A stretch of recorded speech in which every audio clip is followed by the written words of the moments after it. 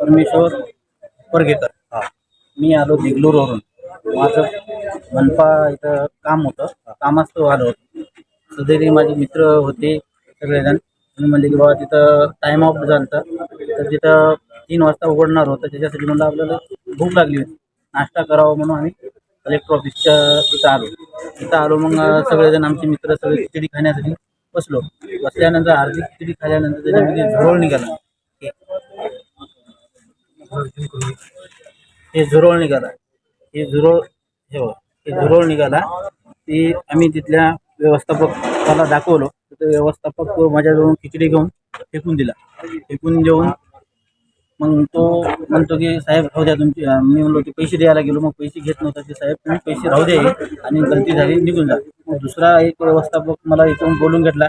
म्हणला नाही तुम्ही स्वतः आणून टाकल्या त्याच्यामध्ये खिचडीमध्ये आणि तुमची काय उलटी झाली. मला बाहेर निघाल्याचे वकार आल्यासारखं झाले, उलटी झाली, चक्कर आल्यासारखं. मग मी त्यांना जाऊन सांगितलं. तर तो म्हणतो की मला काही त्याचे पैसे देऊ काहीतरी हे करू तुम्ही जाऊ द्या, हो द्या असं म्हणतो. आणि मला सांगा की प्रशासकीय विभागाच्या इथं तुम्ही कलेक्टर ऑफिसच्या तिथं तुम्ही अशी व्यवस्थापन असल्यानंतर कसं होईल? तुमचं काय मग आता? माझं म्हणणं काय आहे की माझं म्हणणं एकच आहे की आम्ही साहेबांना बोलवलं होतं. त्यांनी ती खिचडी सीलबंद केली. मग त्याची टेस्टिंग जेव्हा सॅम्पल होईपर्यंत ती बंद केलं पाहिजे.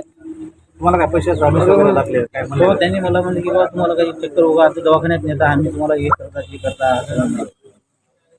आम्ही काय ते देगलूरला त्याच्यासाठीच आलो का हे करण्यासाठी. तुम्ही का पहिली वेळ झाली की काय यांचे काय नाही नाही नाही माझे काही संबंधच नाही आमची याचे काही. मी कामास्तव आलो. कामास्तव आल्यामुळं इकडं नाश्ता करावा म्हणून आलो. याची इकडली काही आम्हाचे काही संबंध नाही त्याची.